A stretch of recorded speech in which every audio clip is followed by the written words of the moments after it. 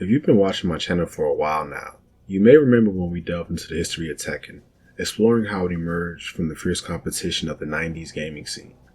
It was a time where every title fought tooth and nail for our attention, but fast forward to the 2000s, and we find ourselves in a whole new era of gaming, brimming with excitement and innovation. Stealth games have been quietly sneaking into the gaming landscape, with titles like Hitman 2 Silent Assassins, Sly Cooper and Thieves Raccoonus, and of course, the game-changing Metal Gear Solid 2.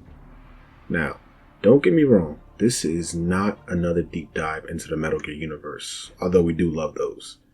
Instead, we're venturing into something Metal Gear inspired, yet uniquely its own. When I covered the first Metal Gear, I touched on how art can inspire art, tracing the web of influences that shaped its narrative and gameplay. It's fascinating to witness how creativity sparks new ideas, but under their noses, something was getting ready to shoot out the lights. Enter Ubisoft, who would craft a masterpiece game that would redefine the stealth genre and leave an undeniable mark on gaming history. Welcome back to the Retro Fans Retrospective. Today we're slipping into the shadows to uncover the masterpiece of Tom Clancy's Splinter Cell.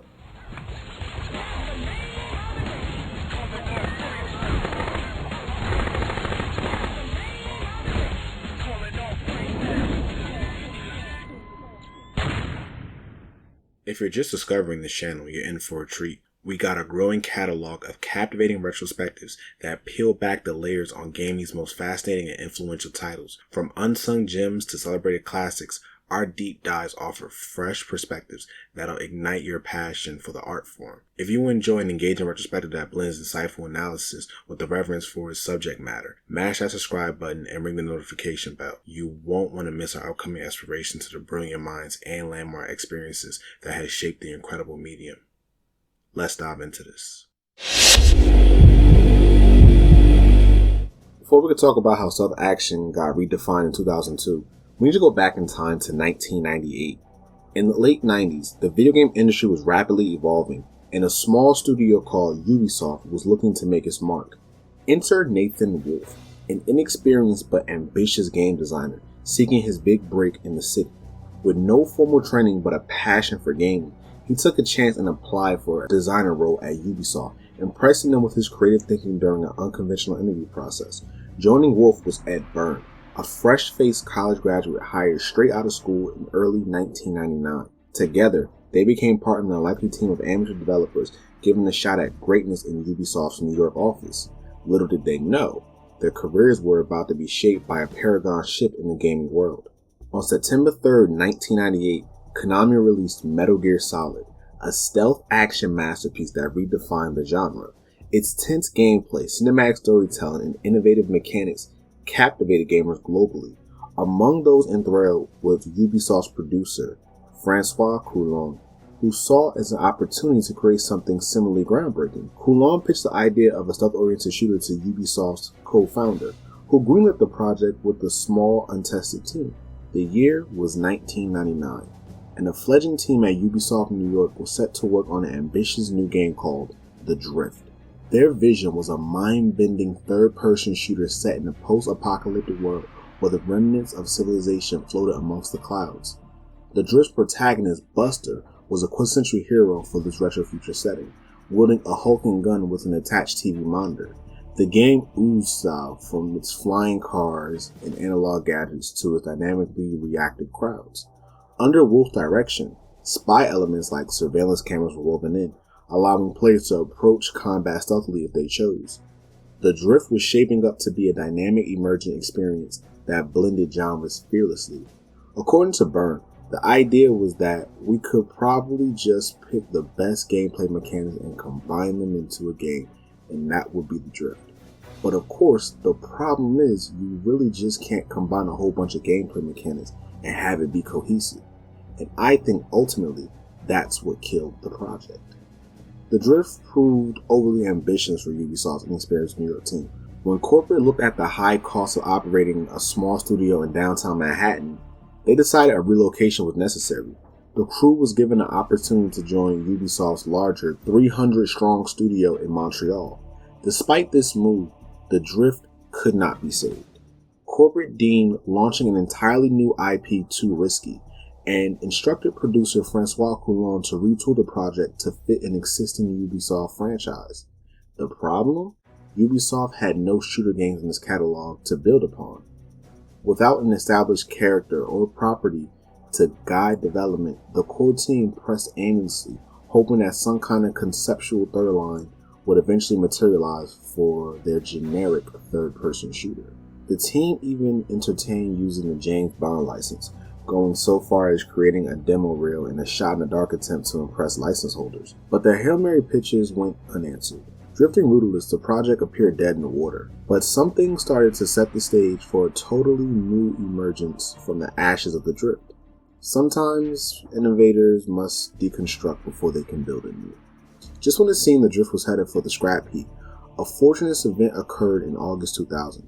Ubisoft acquired Red Storm Entertainment, giving them access to the coveted Tom Clancy license. This acquisition opened up new possibilities for Francois Coulon's struggling project. He saw a clear path forward for the untitled directional third-person shooter, adapted into a Tom Clancy game.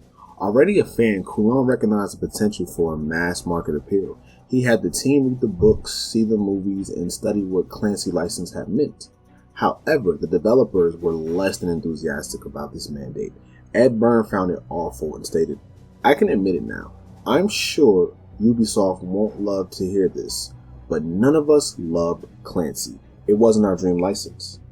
After scrolling Clancy's existing works and finding nothing suitable to adapt, Byrne, Wolf, and the rest of the team from New York agreed they would craft an original concept under the Clancy banner. Byrne reflected, "What we realized was we can just put Clancy's name on anything." Surprisingly, the notoriously controlling Clancy himself showed little interest, providing only one guideline according to Byrne: never let the player kill anyone inside of a church. The year 2000 marked a pivotal moment for the project.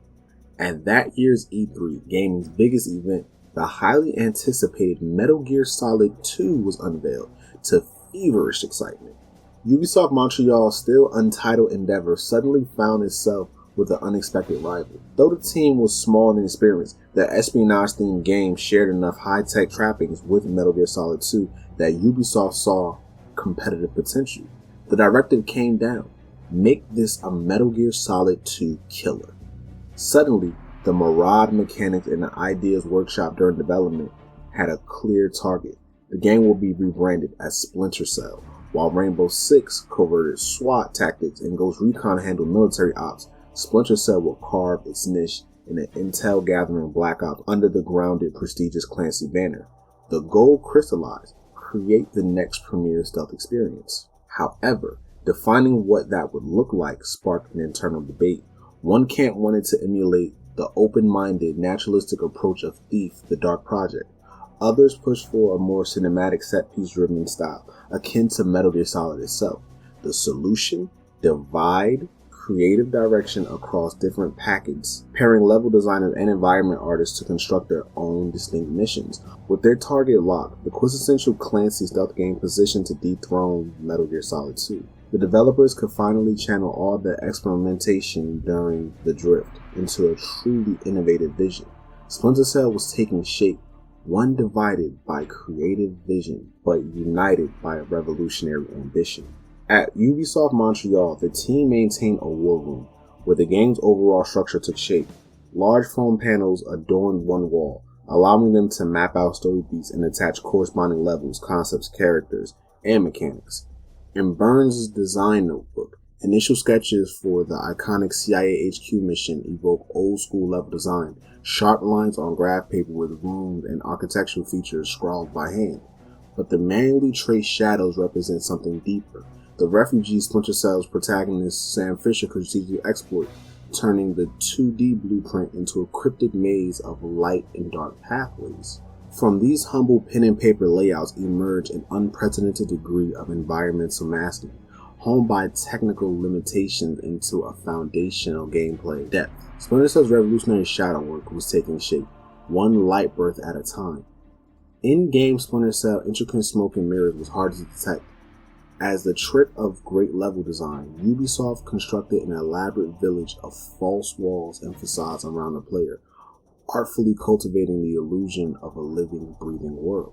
From this cycle of documenting, synthesizing, writing, and windowing, emerged Splinter Cell's remarkably cohesive and pioneering gameplay narrative fusion. What started as a fragmented notions across napkins and whiteboards ultimately crystallized into one of gaming's most iconic and influential stealth experiences. On November 18, 2002, stealth action was redefined with Tom Clancy's Splinter Cell.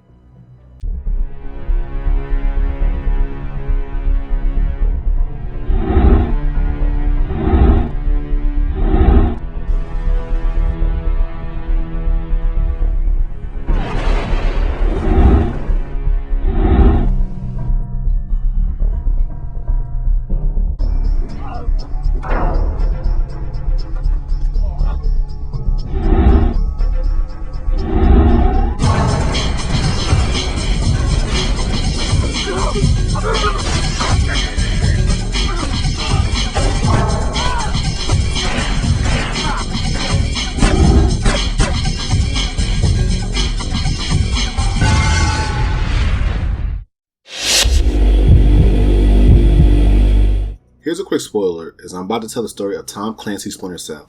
If you're not a fan of spoilers, you can advance this video to the gameplay overview section as seen on the timeline below. Let's dive into this. So for some of you may or may not know, when Splinter Cell was ported over to the PS2 and the GameCube, it was a different version from the original Xbox/PC version of the game. While the stories are strikingly similar, there are a few differences that I'll touch up upon soon. The narrative's backstory starts in 2003.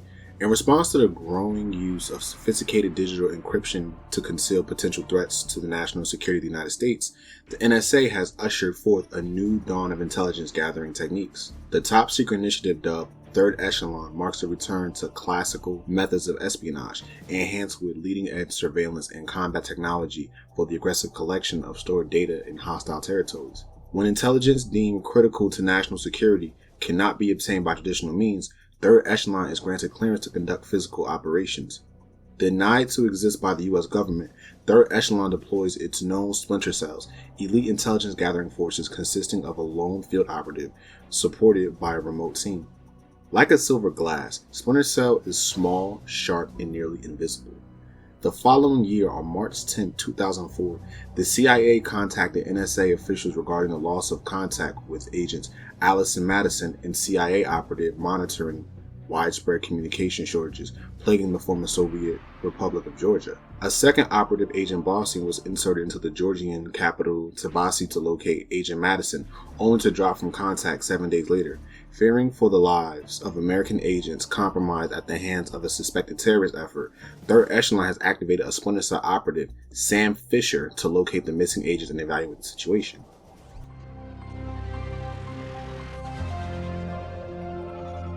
Canceled a trip to Georgia this morning after the suicide bomb assassination of that country's president by separatist rebels from the Abkhazia region. Continued fighting in the Abkhazia and South Ossetia regions has hindered Georgia's hopes of integration into Western institutions. Industry baron Kombain Nikoladze seized power today in a bloodless coup, installing himself in the presidential palace behind a wall of political and military support. The charismatic billionaire plans on holding elections within a matter of days to affirm his seat of power, and promises a pristine and profitable relationship with America and the West. Bringing high-speed fiber optic connectivity to areas of Eastern Europe that less than a decade past didn't have telephones. The technological leap is due largely to the efforts of rising information industries in the Netherlands, and especially Georgia, where the Vice President called his visit to Georgia an honor, and called Georgian President Kombain Nikoladze a man with his eyes on the future.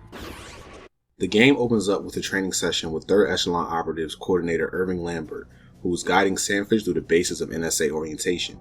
Lambert explains the secretive nature of the agency, emphasizing the need for cooperation and teamwork, rather than one person knowing everything. As the spotlight is on Fisher's performance due to Third Echelon being a new initiative, Lambert apologizes for starting with the basic assault course and covert ops training.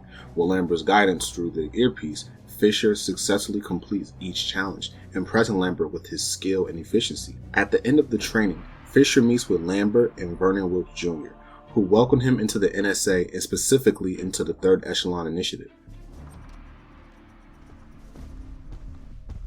It's gotta be him. Yep.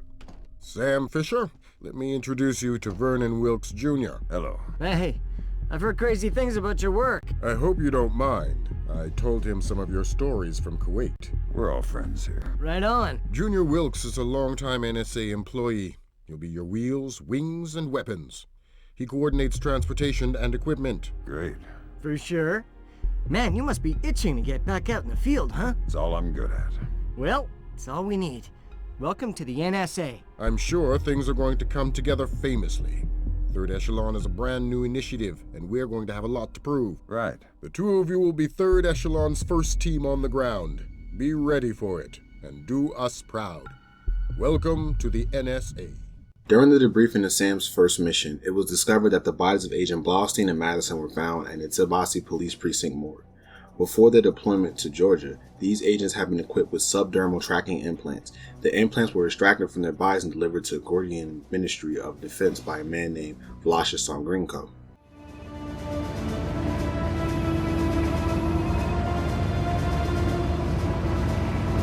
This is going to sting. Go ahead. Hold that. Christ, this is spooky. What's that? Grim sticking wires in your head, man. I just need to sync the encryption signature between his subdermals and Fort Meade. Don't like that. I know. It's for after we land. You better hurry up, Grim. We touch down in Georgia in 15. I'm already done. Lambert? Hey, Irving, do you read me? Tell her I read her. He reads you. Good. You ready to get to work? I'd feel better if I knew what was going on. You know what you need to. The CIA lost a mole inside Georgian President Kombay Nikoladzi's cabinet. Her name is Alice Madison. They sent in Agent William Robert Blaustein to find her and lost him too. Are we working with the CIA's cooperation? Blaustein is outfitted with subdermals just like yours. That'll be your best lead to find him. You didn't answer my question. We'll tell you what you need to know. You're not out there alone, Fisher. Through me, you're attached to a dozen of the best NSA minds we have. There are political complexities with Georgia you'd need a week to understand. I've just about memorized the speech, Lambert. Well, start believing it. This is Third Echelon's maiden voyage, and we need it to go smooth as butter. You're about to touch down in Georgia. Get ready.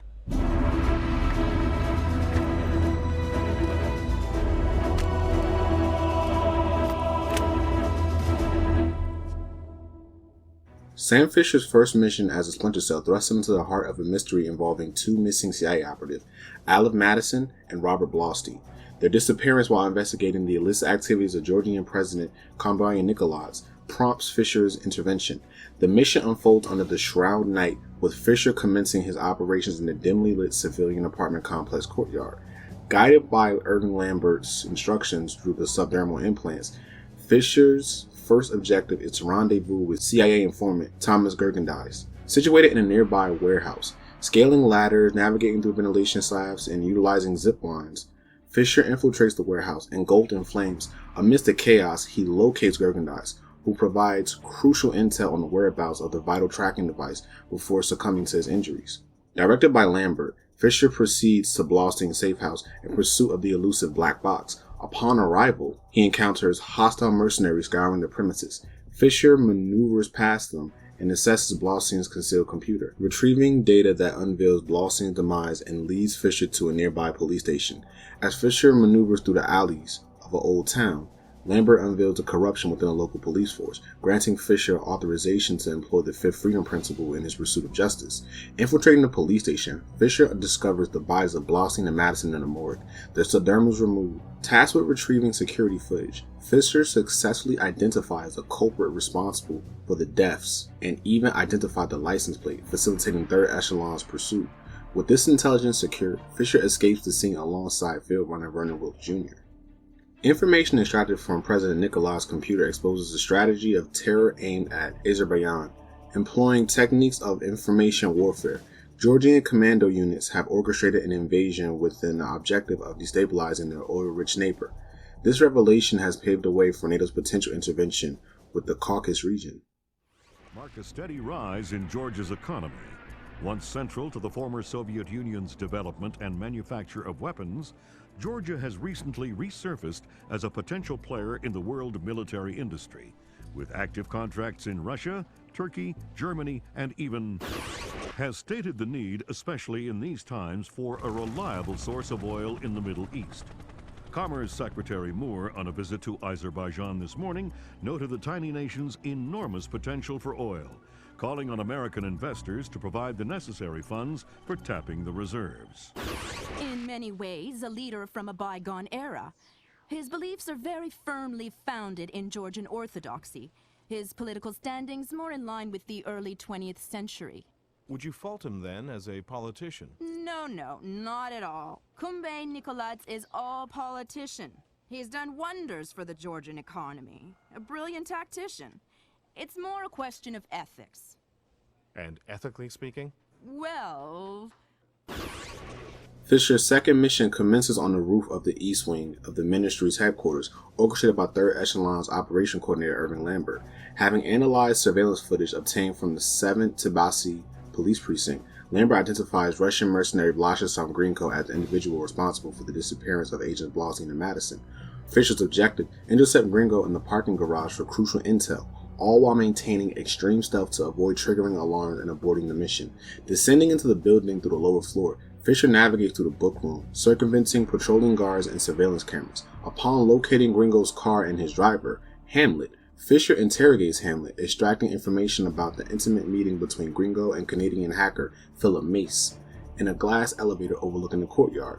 With Lambert's guidance, Fisher embarks on a mission to disable the laser grid obstructing access to the courtyard. Venturing to the south wing, Fisher utilizes cunning tactics to navigate through the bustling kitchen and cafeteria, ultimately accessing a computer to deactivate the laser grid. Exploring the opportunity presented by the Colonel, Fisher bypasses the retinal scanner and infiltrates a courtyard.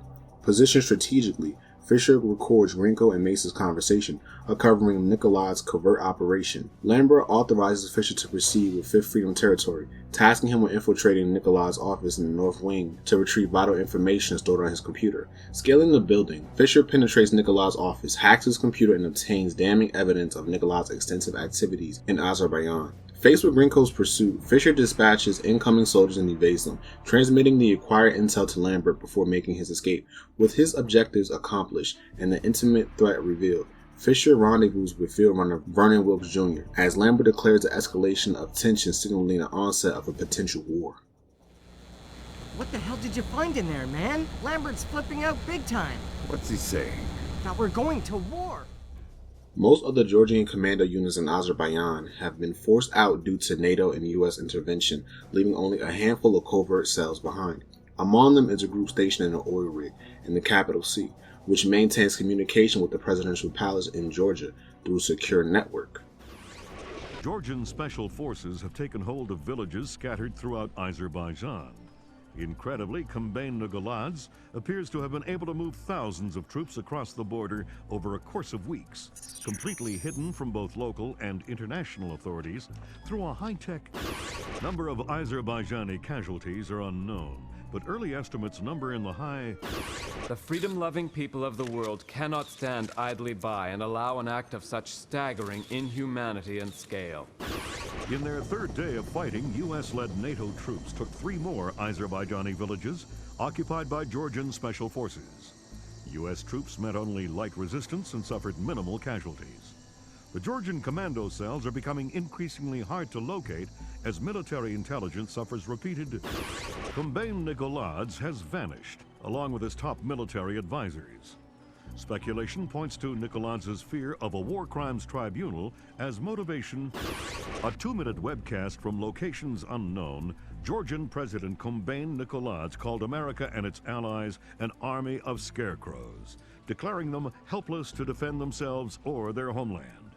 The precise nature of Nikoladze's threat, experts fear, could make itself known within. In his third mission, Sam Fisher infiltrates an offshore oil rig under the control of Georgian soldiers, crossing precarious pipe struts connecting through the pipeline. Fisher's progress is abruptly halted when the soldiers detonate explosives, destroying the bridge and forcing him to navigate through the pipeline itself, still pumping oil.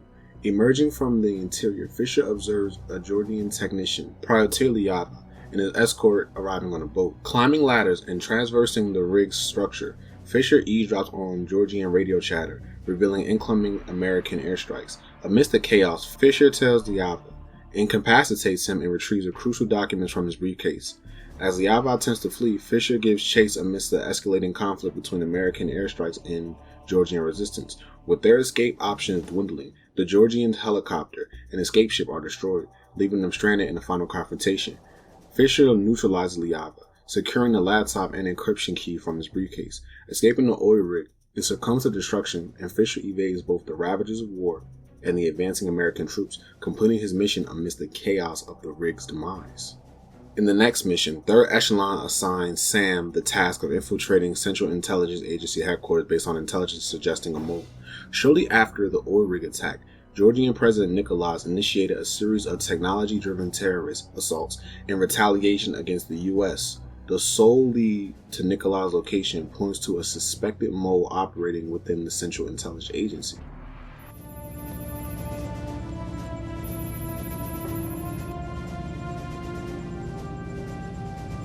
How much longer is this gonna take? Your daughter's on the line. Just running the encryption. Black hell!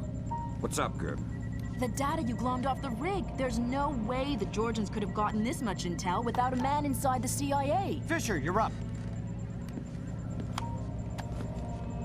Dad? Sarah. Hi. Where are you? On my way home. I thought you were gonna call last week. Something came up. I'm sorry. That's all right. Were you in Georgia? Honey, you know I can't answer that. Yeah, I know. I was just watching it on TV. Ah! Sarah. Sarah!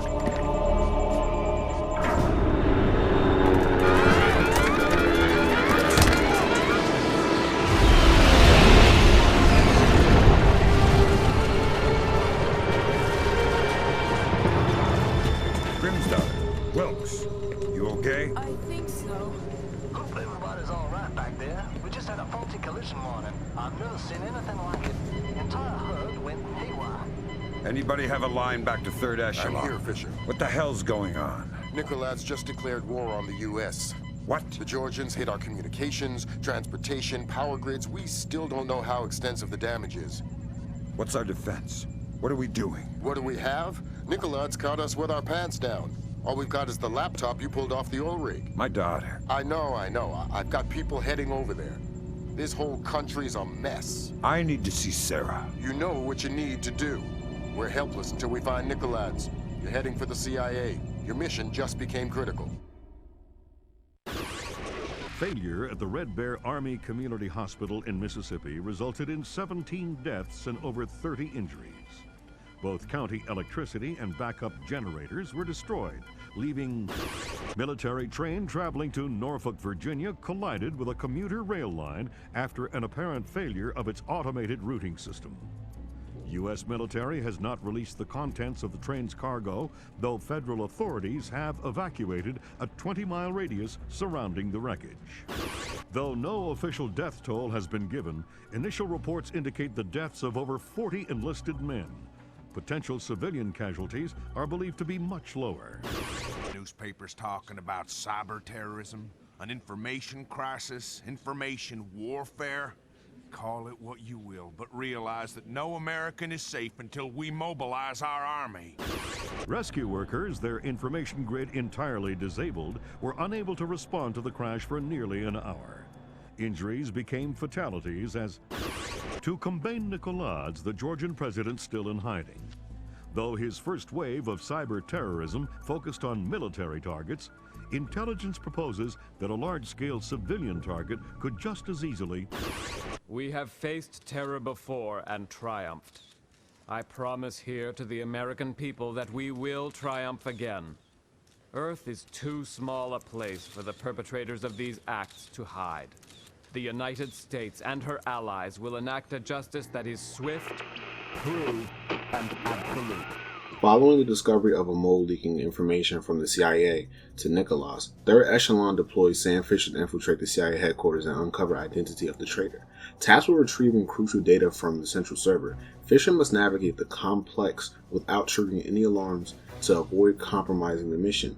As rain falls and darkness close the environment, Fisher commences his mission outside in the courtyard.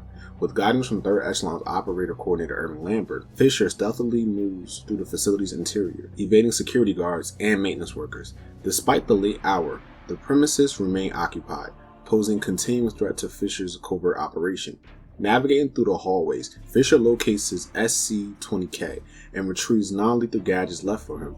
With this equipment secured, Fisher proceeds to the server room, where he hacks the central computer. With assistance from analyst Anna Grimsdottir, Fisher identifies the leak originating from a computer in the information retrieval department, belonging to Mitchell Daugherty. As Fisher continues his infiltration, Grimsdottir traces the compromised information to Caltech in Virginia. However, their hacking attempts are detected, prompting Lambert to instruct Fisher to capture Daugherty and rendezvous with NSA agents Wilk and interrogation specialist John Baxter. Seizing Daugherty during his smoke break, Fisher transports him to a loading garage where he meets with the NSA agents. With the traitor in custody, Fisher's mission to uncover the mole's identity is accomplished, paving the way for further action against Nikolai's network of operatives. In the next mission, Russian mercenaries have initiated the destruction of evidence related to Georgian activities at Caltech. To counter this, 3rd Echelon deploys Splinter Cell agent Sam Fisher to infiltrate the Caltech building. Sam's objective is to retrieve an encryption key held by one of Nikolai's programming mercenaries, Ivan.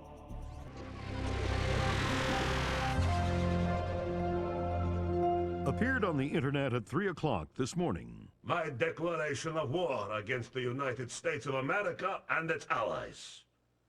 Until every last foreign soldier has left Georgia, this war will continue on American soil and around the world, claiming the lives of the aggressors. The scales of power have been newly balanced, and we will no longer accept the tyranny of the United States. Blamed the U.S. media for their part in spreading Kombain Nikoladz's message. Ironic counterpoint to the situation at home, U.S. soldiers in Georgia and Azerbaijan have spent their 5th night without combat. Though tensions remain high, military intelligence has been unable to locate any remaining Georgian commando. Have dramatically increased their efforts to find Kombain Nikoladze. U.S. intelligence is combing a constantly expanding search radius extending from Georgia. Each new country another possible secret alliance with the... Because what we have here is a situation where further airstrikes just won't do any good. Nikoladze's army, if that's what you want to call it, is a bunch of... As mourning relatives prepare funeral services, America's law enforcement and military forces prepare for the unknown, waiting for Kombain Nikoladze's next move. Following Anna Grimsdottir's successful hack into Caltech's mainframe, revealing crucial information about Nikoladze's activities, panic ensues among Vladisław Gringo's mercenaries. Determined to erase all evidence, they resort to extreme measures, including the ruthless elimination of their own technicians. Sam Fisher's mission is to locate Ivan, one of Nikoladze's computer technicians, before Gringo's men silence him permanently. Infiltrating the building from a parking deck, Fisher learns from Irving Lambert that Ivan holds vital information crucial to unveiling Nikoladze's plans. Navigating through the hostile environment of Gringo's mercenaries, Fisher maneuvers around the construction site between buildings, eventually rappelling into Caltech through a skylight. Inside, he encounters trapped technicians and defuses a bomb set to destroy the building. Rescuing Ivan, Fisher obtains the encryption key containing invaluable evidence. However, the rooftop extraction proves perilous, as Gringo's mercenaries launch a violent assault. During the ensuing firefight, Wilkins is fatally wounded, sacrificing himself to cover Fisher's escape.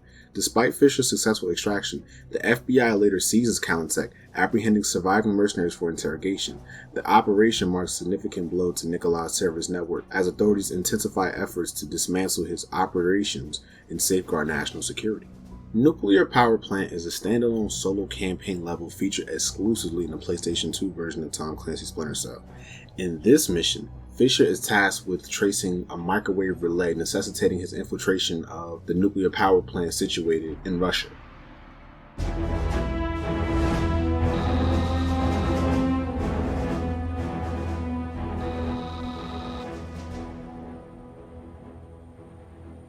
What's that you're reading? Flash notes on the U.S. soldiers. How's that connection coming? I don't think Sarah's home. Fisher. Lambert? You're going to be signal hunting the next couple of missions. We traced the data stream as far as a nuclear power plant called Nadezhda. We'd lose it there. Encryption? Partly, but it has more to do with the nature of Nikoladz's network. It's been cobbled together from microwave relays, local lines, line of sight stuff, anything they could find. I'll come back with more details once you're on the ground. What do you got for me? No answer, man. Here, you can leave a message. Hi, we can't come to the phone right now, so please leave a message. Thanks. Sarah? Sarah, if you're there, pick up. This is Fisher. I mean, Dad. I'm just checking up on you. I'm sure you're fine. It was real good to see you. You can leave me a message at my office when you get this. Just let me know you're doing all right. Bye.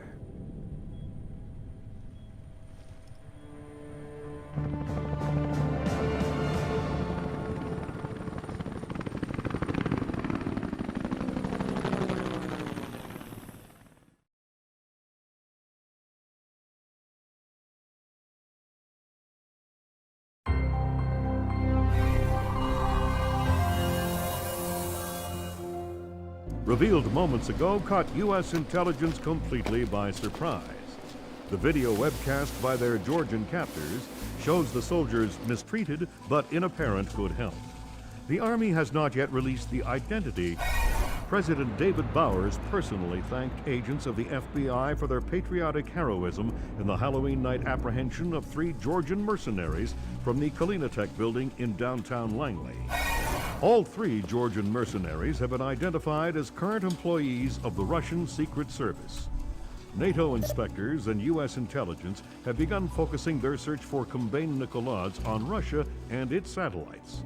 Though the Kremlin has denied any involvement, diplomatic relations have become...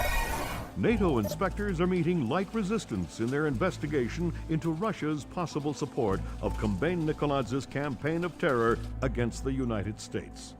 Diplomatic channels remain open, but grow more strained with each, has called the Georgian information crisis a high-tech Vietnam, citing the enormous cost, ambiguous cause, and bewildering loss of, said that Russia must cooperate more fully with NATO inspectors if they wish to avoid an escalation to hostility.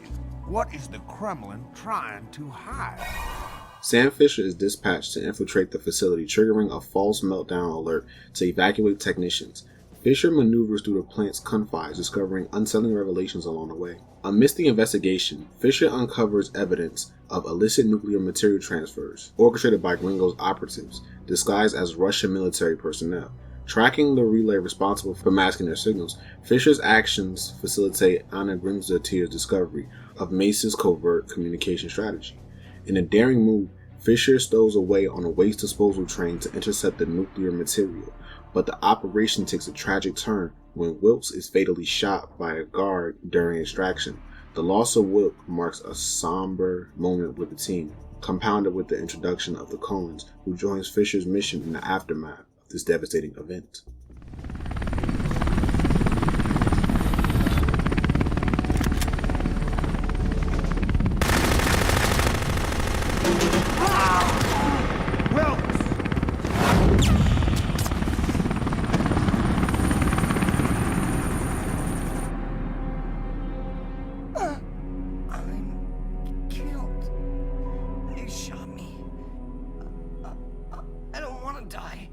You'll be all right. What's it supposed to feel like? You've been shot more than anybody I know.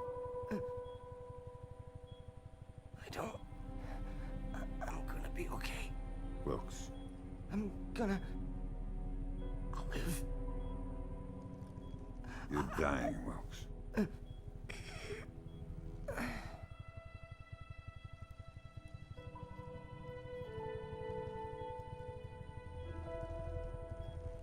Sorry. Return. You're headed for Myanmar. Mission's not over. What about Wilkes? We might have a runner in Japan we could borrow, a woman named Cohen. What's in Myanmar? Nikolads. We used the Kalinatech data to pinpoint him at the Chinese embassy in Rangoon. Chinese support for the Georgian? The political situation isn't good. If they are backing Nikolads, you better find rock-solid proof. I don't want to go into World War III without a good reason. You've got some time before you reach Rangoon. patch in a secure line so you can talk to Sarah? No.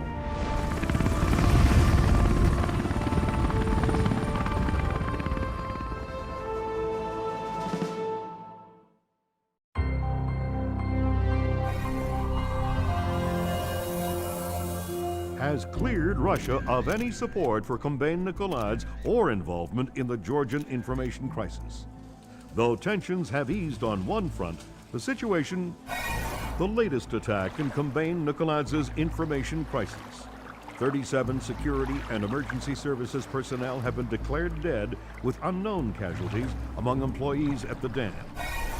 All non-essential personnel from the American embassy in China were called back to the States earlier today in what analysts speculate could be preparation for Chinese hostilities. 2 days without updates as to health and well-being of the captured American soldiers, whose families today will be granted a personal audience with Vice President. Relations with China were already strained over disarmament negotiations, and the suspicion of involvement in the Georgian information crisis may very well push both sides.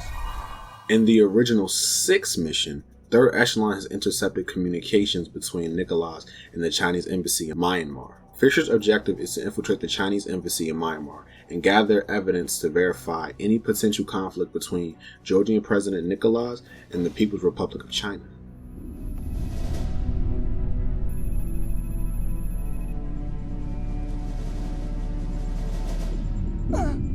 I'm killed. They shot me.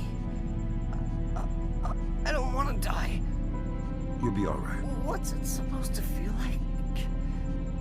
You've been shot more than anybody I know. I'm gonna be okay. Wilkes. I'll live. You're dying, Wilkes.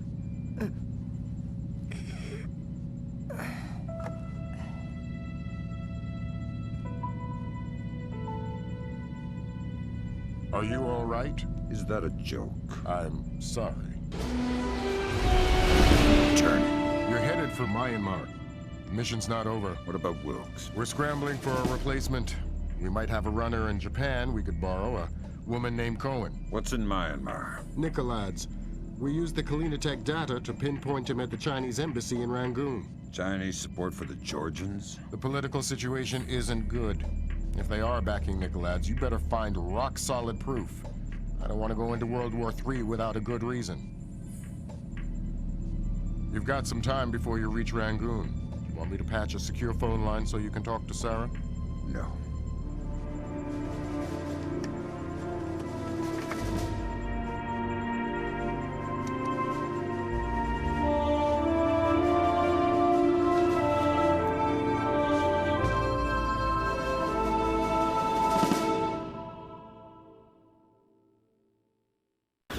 Disaster was narrowly averted at the Pickett Gap water treatment plant in Tennessee.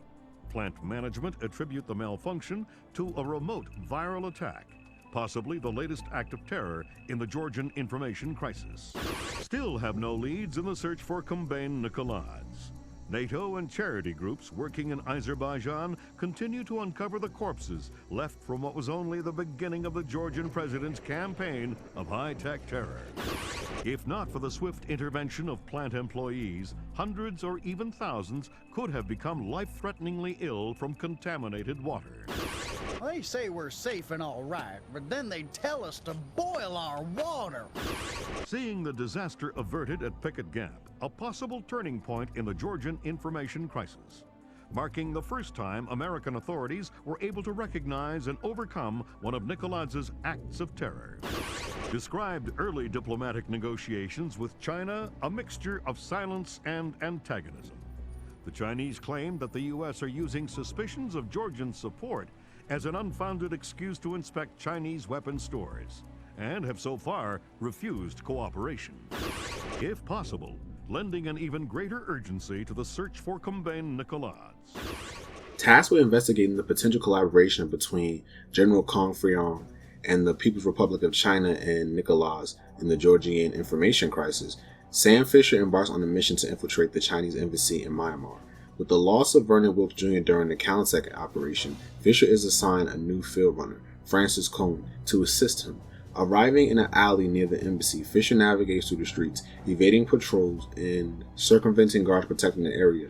Making his way through the underground sewer system, Fisher overhears Chinese guards discussing Vladislav Grinko, highlighting the complexities of the geopolitical landscape he operates in. Emerging from the sewers, Fisher ascends, scaffolding to rendezvous with his contact, who provides him with crucial intel and a map of a layout of the embassy. Informed of an upcoming opportunity to breach the embassy via rear service entrance, Fisher prepares for his infiltration. As a truck passes through the security gate, Fisher seizes the moment to slip into the embassy's courtyard. Making his way to a strategic vantage point, Fisher employs a laser microphone to eavesdrop on the clandestine conversation between Firyong and Nicholas. Discovering Nicholas's plan to hold U.S. soldiers captive in Myanmar, Fisher prioritizes a rescue over apprehending Firyong, swiftly navigating the embassy's perimeter. Fisher escapes with Cohen in a parked van, ready to embark on the next phase of their mission to thwart Nicholas' nefarious schemes. In the next mission, 3rd Echelon tasks Sam Fisher with rescuing captured United States soldiers held at Mokuso Bo Meets. Additionally, he must locate Chinese dignitaries and prevent the live broadcast of American soldiers' deaths. Though the evidence itself has not been revealed, U.S. intelligence is claiming to have proof of China manufacturing nuclear weapons, a blatant infraction of international treaties. China has made an unmitigated denial of the charges, restating the belief that diplomatic talks with China continue to crumble. U.S. military forces are mobilizing towards the anticipation of possible hostilities. China again denies any involvement in Kombain Nicholas's, oh my God, broadcast through the internet just minutes ago. Cannot allow my nation to be subjected to the blatant international despotism of the United States or the cronyism of its allies. The world is not yours alone, and the soldiers you send into it are all equally guilty of American fascism. At 5:30 p.m. Greenwich Standard Time, the United States soldiers captured in a just war against their motherland will be executed.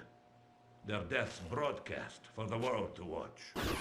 Infiltrating the heavily guarded meat processing facility, Sam Fisher navigates through the pavilion's courtyard, avoiding hidden landmines as he progresses toward the processing plant. Scaling the roof, Fisher strategically deactivates the antenna responsible for broadcasting Nicholas' sinister plans, plunging the Georgians into chaos and buying valuable time. As Fisher continues his mission, he confronts and thwarts an execution squad en route to the American prisoners, ensuing their safety. Delving deeper into the facility, Fisher locates the captive soldiers and discovers the presence of Chinese dignitaries, including Ambassador Long Dan. Held captive alongside him, Long Dan reveals crucial information regarding General Firyong's betrayal, involvement in illicit weapons trade with Nicholas. To prevent escalation from hostiles, Fisher must retrieve evidence from Firyong's computer, concealed within what was once Long Dan's office, now illegally seized by Firyong. As Fisher retrieves evidence, Grinko becomes aware of his presence, prompting a deadly confrontation. Despite the odds, Fisher eliminates Grinko and halts the execution attempt, forcing Grinko's surviving men to retreat. With the immediate threat neutralized, Fisher returns to the Chinese embassy to expose Firyong's treachery, ensuring accountability and averting to further conflict. In the next mission, 3rd Echelon dispatches Sam Fisher to infiltrate the Chinese embassy in Myanmar again. This time, his objective is to uncover evidence indicating whether General Kong Firyong of the People's Republic of China is acting independently. Since the unexplained interruption of the webcast executions, no information of the captured American soldiers has surfaced. Has instated a complete media blackout regarding diplomatic negotiations between the U.S. and China. Authorities warn of the very real possibility of Georgian mercenaries releasing falsified news reports. The possibility that China was in any way involved in the still unconfirmed execution of American soldiers, in the hope that the crisis can be averted before leading to world war. Following the daring rescue at Mokususo Bo Meets, Sam Fisher returns to the Chinese embassy to confront General Firyong and unearth the truth behind his treachery. Interrogating captured Chinese diplomats, Fisher learns of Firyong's betrayal and clandestines with Nicholas, infiltrating the embassy from a nearby restaurant. Fisher swiftly maneuvers through the corridors until he stumbles upon 2 trucks transporting Firyang's nuclear arsenal. In order to neutralize the threat, Fisher skillfully destroys the trucks and their deadly cargo before turning his attention to Firyang himself, discovering Firyang and Nikolai by accessing his PC. However, Firyang's attempt at unaliving himself results in a deadly confrontation with soldiers attempting to disarm him. Despite the chaos engulfing the embassy, Fisher retrieves crucial information and flees the scene amidst the raging document fire, fighting his way through the flames to reach safety. Meanwhile, Chinese special forces seize control of the embassy, leading to restoration of diplomatic relations between US and China. In the final mission, Nikolaj resurfaces at the Georgian presidential palace with the intent of reclaiming a mysterious weapon dubbed the Ark. The significance of Nikolaj's personal return to Tbilisi indicates the immense value of this weapon. Given the potential threat by Nikolaj and the Ark, 3rd Echelon assigns Sam Fisher the mission to infiltrate the Georgian presidential palace, locate Nikolaj, and secure the Ark.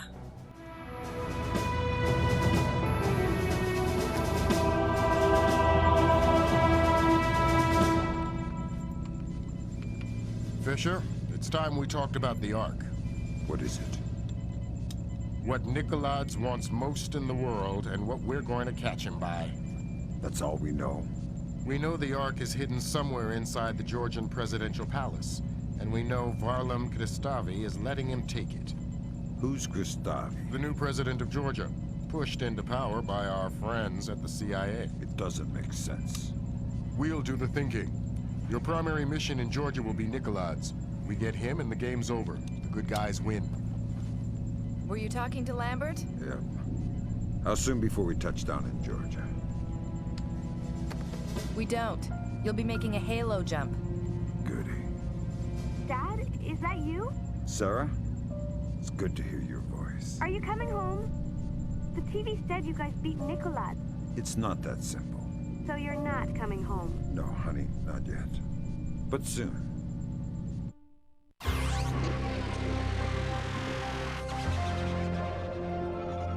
A collective sigh of relief as the U.S. returned to a state of amicable diplomacy with China. The swift action of the CIA and Chinese intelligence revealed a splinter faction of the Chinese military covertly supporting the Georgian information crisis, declaring a national day of mourning for those lost in the Georgian information crisis. Confirms the consummate defeat of Kombain Nikolaj's cyber warriors. The acts of information terrorism have come to an end, and in a ceremony later today, President Bowers will be issuing an official thanks to the CIA, FBI, and U.S. Special Forces for their role in bringing an end to the crisis. Though his whereabouts are still unknown, Kombain Nikolaj is essentially powerless. We have torn off the Scorpion's claws. We have severed his tail, and he cannot stay hidden for long. After the turmoil following the assassination of Georgian president and the subsequent rise of Nikolaj, the Georgian presidential palace became a focal point in the hunt for the elusive Ark, a suitcase nuclear bomb. With the crisis escalating, Sam Fisher, the Splinter Cell operative, is tasked with infiltrating the palace to eliminate Nikolaj and recover the deadly weapon. Navigating through the palace garden amidst the threat of guard dogs and snipers, Fisher managed to slip past security measures. Inside, he encountered Georgian special forces loyal to acting President Kristavi, indicating Nikolaj's presence nearby. Evading these forces, Fisher made his way to Kristavi's office, where he obtained crucial interrogation files revealing the nature of the Ark. Confronted by Nikolaj's elite mercenaries, Fisher swiftly dealt with them before facing Nikolaj himself in the palace cellar. Amidst a tense standoff, a betrayal unfolded, leading to a showdown with special forces. In the chaos, Nikolaj disclosed that the vault held only the activation key of the Ark, which is already in the U.S. seizing opportunity. Fisher escaped the cellar with the activation key, triggering a frantic pursuit throughout the palace, with orders to eliminate Nikolaj before crucial information was revealed. Fisher took aim, skillfully assassinating him, evading capture amidst the ensuing chaos. As the palace went on high alert, Fisher made his escape aboard a B-22 Osprey, bringing an end to the crisis in Georgia and averting the catastrophic threat posed by the Ark.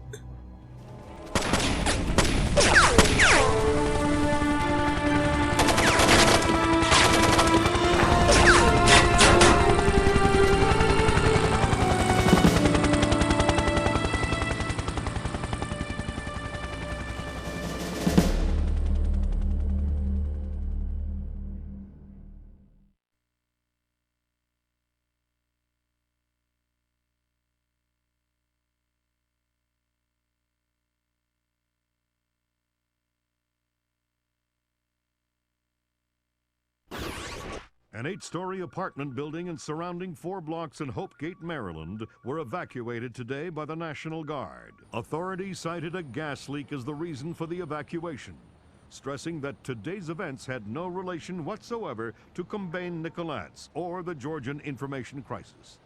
Hopegate, less than half an hour from downtown Washington, D.C., will, since the recovery and confirmed identity of President Combain Nicoladz's corpse 5 days ago.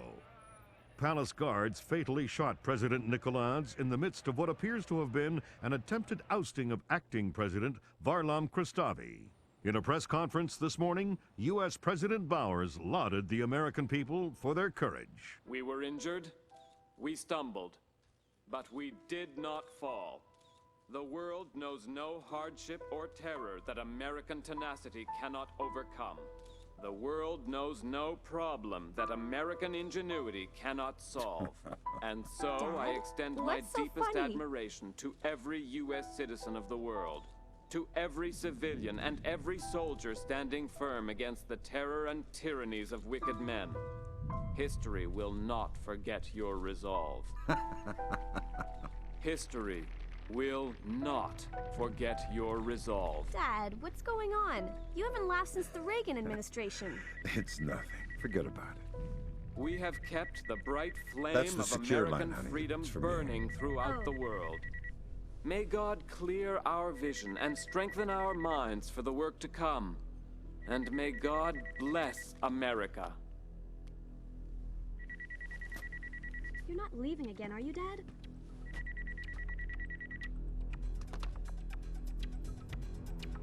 Hello, Lambert.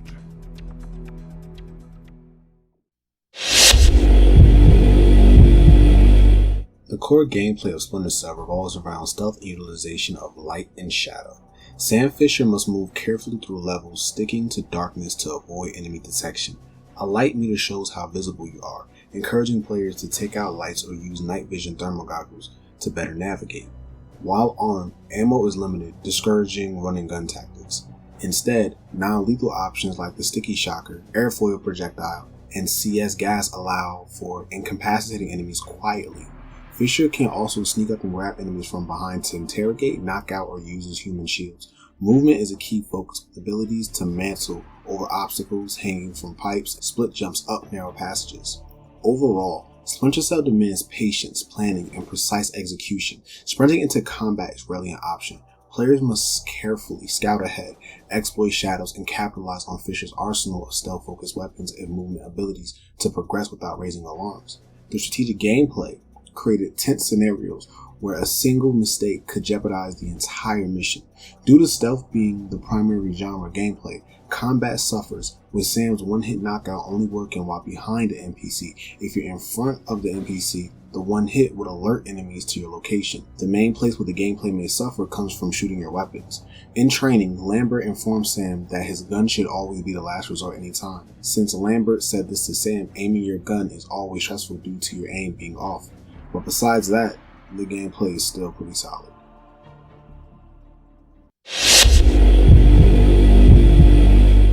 Tom Clancy's Splinter Cell emerged as a resounding success, garnering widespread acclaim from both gamers and critics alike. Critics laud the game's groundbreaking visuals, with GameSpot's Greg Kosovin hailing it as having hands down the best lighting effects seen in any game to date. This sentiment was echoed by IGN, which praised the game for its stunning graphics and innovative use of lighting, setting a new standard for stealth action genres. The game's audio also received high praise, particularly the voice acting of Michael Ironside as protagonist Sam Fisher, described as the perfect fit for the role. Scott Allen Marriott of All Game awarded the Xbox version 4.5 stars out of 5, commending its ability to evoke suspense without resorting to typical survival horror tropes. However, Splinter Cell was not without its detractors. Some critics, including Kosovin, lamented at the occasional frustration stemming from trial and error gameplay mechanics. Additionally, criticisms were directed towards the game's cutscenes, deemed as some as not matching the graphical fidelity of the rest of the game. Beyond the realm of video game publication, Splinter Cell received accolades from mainstream outlets. From a commercial standpoint, Splinter Cell enjoyed remarkable success. Pre-orders exceeded 1 million units, with global sales reaching 480,000 copies within a weeks of release. By March 2003, sales surpassed 3.6 million copies worldwide, with subsequent milestones of 4.5 million and 5 million units achieved by mid-2003. The game's PlayStation 2 and Xbox versions earned Platinum Sales Awards in the UK, solidifying their status as commercial juggernauts. In conclusion, Tom Clancy's Splinter Cell not only redefined the stealth action genre, but also left an undeniable mark on the gaming industry, achieving critical acclaim and commercial success that cemented its place in gaming history. Even to today's standards, people are still waiting for the long-announced Splinter Cell remake that has been taking forever. Maybe one day it'll come out. Hopefully that doesn't age bad. Alright, let's dive into the fascinating world of the various ports and versions of this iconic game. Initially developed by Ubisoft Montreal, the journey of this masterpiece expanded as it ventured into different consoles and platforms. Ubisoft Shanghai took the reins for some of these ports, starting development in April 2002, while the other version was still in the works. Now, here's where it gets interesting. The Shanghai team utilized Montreal's base code and graphic assets as a foundation for their work. However, to meet tight deadlines, they had to enlist additional developers from France and Italy. This collaboration brought its own set of challenges, with incomplete data packages from Montreal and cultural language differences causing some bumps along the way. Despite the obstacles, the port was completed on schedule and achieved both critical acclaim and commercial success. But it wasn't just a copy and paste job. The Shanghai version introduced some intriguing changes, including alterations to storyline, the addition of extra level in the nuclear power plant, and the revamped HUD and adjustments to difficulty levels. However, keen-eyed players may have noticed some differences in graphic quality compared to the original Montreal version. Certain sections of the levels were also swapped out of full-motion video cutscenes, adding a fresh layer of storytelling to the experience. So while the journey from Montreal to Shanghai may have been challenging, it ultimately resulted in an enhanced and captivating gaming experience. Let's dive into the original version of Splinter Cell, crafted by Ubisoft Montreal. This iteration of the game was initially ported to the original Xbox and Xbox 360 along with the PC, and later found its way to the PS3. The original Xbox, released on November 18, 2002, served as the platform for Splinter Cell's debut. Both the Xbox and Xbox 360 iterations boasted improved visuals, featuring better lighting and smoother polygon models compared to other ports, leveraging the graphical prowess of the Xbox. This version showcases real-time cutscenes instead of the full-motion videos found in other releases. It operates at a higher resolution and maintains relatively consistent frame rate. Shortly after the initial release, 3 exclusive levels became available for download via Xbox Live, enriching the gameplay experience. Moreover, a bundled disc release followed suit, expanding accessibility to these additional levels. For players on the 360 enjoying Tom Clancy's Splinter Cell is possible with an official Microsoft HDD and the necessary system updates, although DLC support remains intact. Accessing new content via Xbox Live is no longer feasible. While the Xbox rendition generally runs smoothly, a few caveats exist. Some players may notice issues such as keypad lock colors failing to display correctly and the occasional frame per second drops in certain areas. Despite these minor drawbacks, the Xbox versions offers an immersive and engaging experience, complemented by their enhanced visuals and exclusive content. Moving on to the Windows PC port released on February 18, 2003, players were treated to a faithful adaptation of the Xbox version's gameplay and user interface. However, this iteration offers several distinct advantages over its console counterparts. One noticeable enhancement was the ability to run the game at higher graphic resolutions, leveraging the power of PC hardware for enhanced visual fidelity. While maintaining the core gameplay experience, the PC version made a few adjustments to accommodate the platform's unique capabilities. Some of the real-time cutscenes were replaced with full-motion videos, enriching the storytelling elements. Additionally, the checkpoint save system from the Xbox versions was replaced with a more flexible save system, allowing players to save their progress at any point of the game. One of the most notable improvements was the reworked control scheme, which enabled simultaneous use of a keyboard and mouse. Movement speed could be finally adjusted using the mouse wheel, a feature that garnered praise from reviewers and players alike for its intuitive and responsive design. However, it's worth noting that the PC port lacked the bonus content found in other versions. This omission stemmed from the direct porting process from the Xbox platform. Additionally, some players encounter issues when rendering shadows. While it is possible to force shadows, doing so could lead to system instabilities, presenting a trade-off for those seeking enhanced graphical fidelity. Despite these minor drawbacks, the PC port offered a compelling immersive experience for players eager to explore the world of Splinter Cell on their computers. Moving on to the PlayStation 3 version, which was part of the Splinter Cell trilogy and released on September 16, 2011, players were treated to an HD rendition of Tom Clancy's Splinter Cell. This version was a port of the PC version, aiming to bring the classic stealth experience to a modern console audience with enhanced visuals and features. One of the standout features of the PS3 version was the inclusion of HD textures, providing sharper and more detailed visuals compared to previous iterations. Additionally, players were greeted with a new menu interface and a heads-up display, designed to take advantage of the capabilities of the PlayStation 3 hardware. Taking cues from the PC counterpart, the PS3 version introduced a manual quick-saving system allowing players to save their progress at any point in the game, an appreciated addition for those seeking greater flexibility in the gameplay experience. Moreover, the inclusion of trophies added an extra layer of challenge and replay value for completionists, aiming to unlock all achievements. Despite these enhancements, the PS3 version experienced occasional issues, such as crashing during quick loading sequences. While this detracted slightly from the overall experience, it didn't diminish the thrill of stealthy infiltration and espionage that Splinter Cell was known for. Overall, the PS version of Tom Clancy's Splinter Cell offered fans of the series a chance to experience the iconic adventure in high definition with updated features and improved visuals, making it a worthy addition for PlayStation 3 gamers.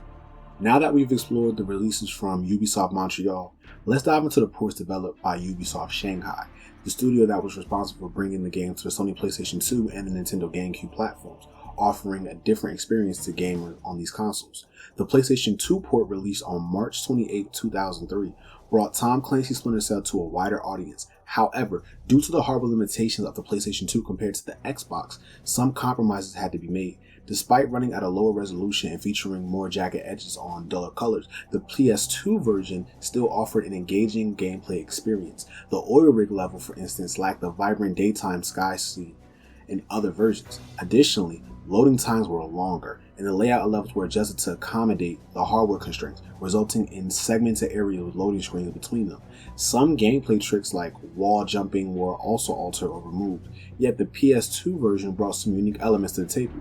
Exclusive content like the nuclear power plant mission expanded the game's universe. Quality of life improvements like the ability to scope for first-person viewing and displaying keypad codes on the screen enhanced the overall gameplay experience. Despite these differences, the essence of Sam Fisher's mission remained intact, offering PlayStation gamers their own immersive journey into the world of espionage and stealth.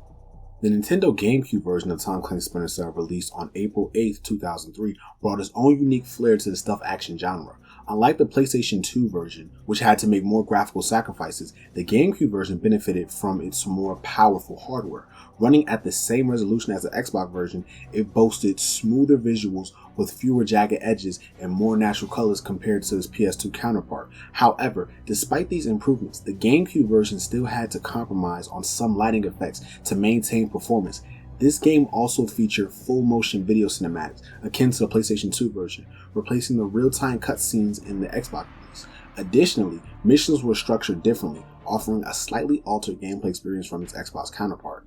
While the power plant mission from the PS2 version was omitted, the GameCube version introduced some unique features. Game Boy Advance connectivity allowed players to display a map on the current level on the Game Boy Advance, showcasing enemy locations and items. Moreover, the inclusion of a new sticky bomb weapon added depth to the gameplay. Notably, the GameCube version was the only one to support 480p resolution, providing a crispier visual experience exclusive to Nintendo's console. When considering which version of Tom Clancy's Splinter Cell to experience, one might ponder which iteration truly lives up to the reputation as the Metal Gear Solid 2 killer. Having a luxury of playing both versions, I found the distinct differences between them. The PlayStation 2 version offered more unique map layouts that compelled me to adjust my movements, adding a fresh layer of challenge to my experience. What stood out to me in this port were the early implementations of features that would later become staples of the series, such as the ability to scope for first-person viewing and the streamlined use of lockpicks from the interaction menu.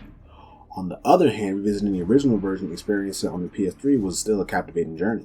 The convenience of in-game quick save made the gameplay smoother, allowing me to experiment with various strategies to achieve my objectives. While I appreciated both versions for their distinct qualities, the choice ultimately boils down to personal preference. Whether it's the nuanced challenges of the PS2 version or the redefined convenience of the PS3 release, each port offers a unique way to immerse oneself into the world of Splinter Cell. Therefore, I encourage players to select the version that best aligns with their gaming preferences for an optimal experience. This is my first time diving into the world of Splinter Cell, and I must say it was a departure from my usual gaming experiences, particularly as someone accustomed to the thrill of Metal Gear Solid. Tom Clancy's Splinter Cell captivated me with his emphasis on stealth. In this game, patience and cunning are paramount, as survival heightens your ability to silently stalk your enemies. The narrative proves to be a gripping addition to the narrative, drawing me deeper into the clandestine world of espionage. Initially, I was skeptical of Splinter Cell's appeal, dismissing it as mundane and uneventful. However, as I invested more time into the game, I discovered its revolutionary approach to stealth action gameplay, complete with a captivating storyline that left me eager for more. Stepping into the shoes of Stan Fisher, a covert operative for the elusive Echelon Agency, I embarked on a mission fraught with intrigue and danger. The plot unfolded seamlessly, each twist and turn driving me further into the heart of the narrative. What truly sets Splinter Cell apart is its gameplay mechanics. Unlike other action titles, Splinter Cell prioritizes strategy over brute force, challenging players to outsmart their adversaries rather than overpower them. The sophisticated AI system adds depth to the experience, with enemies reacting dynamically to your every move, whether navigating through dimly lit corridors or engaging in intense firefights. Every encounter in Splinter Cell is a test of wit and skill. Moreover, the game's emphasis on non-lethal takedown reinforces the notion of stealth over aggression. While other shooters indulge players with an arsenal of weapons, Splinter Cell offers a more restrained approach, encouraging players to incapacitate rather than kill. This unique feature adds nuance to the gameplay, forcing me to carefully consider my actions and the repercussions. Visually, Splinter Cell impresses with its detailed environments and realistic character animations. The game's lighting effects are particularly noteworthy, adding to the overall immersion and atmosphere. However, the absence of blood may strike some as odd, though it does little to detract from the overall experience. In other terms of replay value, Splinter Cell offers a moderate amount of content. While the main campaign can be completed in around 10 to 15 hours, the loaded story and desire to hone one's stealth skills may prompt players to embark on multiple playthroughs. Overall, Splinter Cell exceeded my expectations, delivering a compelling stealth action experience unlike any other. Its blended strategic gameplay, gripping narrative, immersive visuals left an impression, compelling me to explore the shadows of espionage further. While there's room for improvement, particularly in terms of variety and replayability, Splinter Cell remains a standout to stealth action genre. This game was initially known to be the Metal Gear Solid 2 killer, and to be honest, it failed at killing that game, but succeeded in redefining stealth action. If you made it this far, I want to thank you so much for watching to the end of the video. If you enjoyed it, don't forget to leave a like and consider subscribing to the channel for more content like this. Hit the notification bell to stay up to date on all our latest uploads. If you have any retrospective requests or suggestions, feel free to drop them in the comment section below. This is the Retro Phantom, signing out.